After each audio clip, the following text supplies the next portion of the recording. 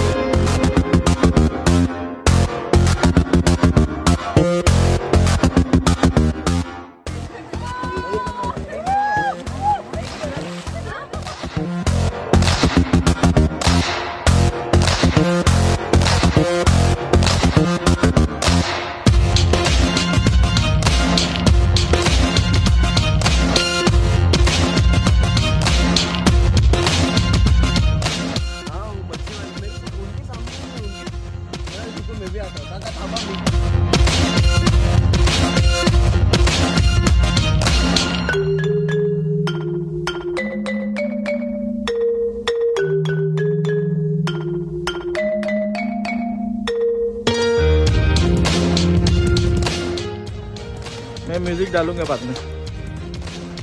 रात्रि से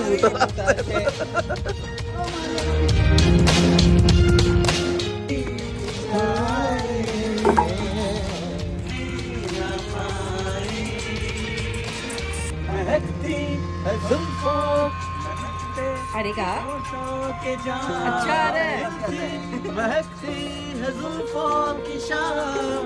चलो गाओ थोड़ा हेलो।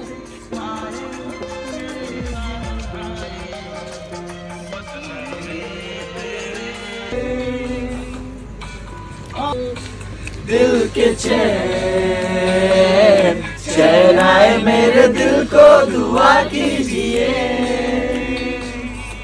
बोले सुना है?